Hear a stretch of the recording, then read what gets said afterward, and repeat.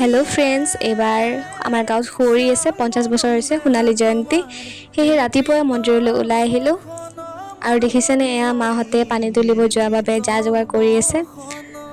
আমি গোটেইবোৰে একাপ একাপ চাহ খাই মন্দিৰৰ পৰা ওলাই আহিলোঁ পানী তুলিব যোৱাৰ বাবে। এইবাৰ সোণালী জয়ন্তীৰ বাবে দুদিনীয়া কাৰ্যসূচী হ'ব।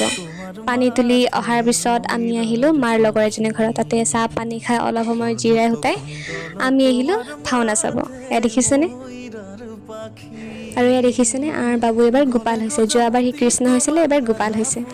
ইয়াতে আমি খিচাৰি খালোঁ। খিচাৰি খাই মেলি অকণমান বজাৰ ফালে ওলাই আহিলোঁ। ইয়াতে অলপমান বজাৰ কৰিলোঁ, কিবা কিবি কিনিলোঁ। তাৰপিছত আমি ভাবিলোঁ অকণমান কিবা খাই লওঁ। ইয়াত দেখিছেনে চিকেন পকৰা খালোঁ।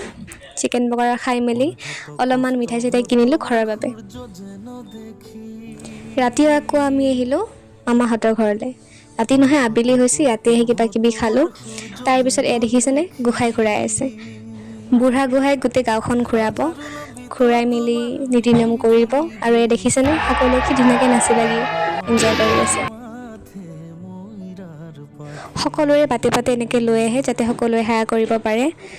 আৰু তাৰপিছত গোটেই সোপাই নাচি বাগি খুব আনন্দ কৰে।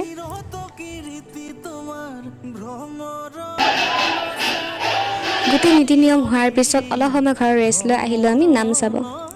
এয়া আছিল আজি আমাৰ গোটেই দিনটোৰ কাৰ্যসূচী। তাৰপিছত আহিলোঁ আমি মামাহঁতৰ ঘৰত। ইয়াতে ভাত পানী খালোঁ। ভাত পানী খাই আহি গোটেইবোৰে এনেকৈ মাটিতে শুলোঁ। তেন্তে লগ পাম নেক্সট ব্লগত। Bye bye.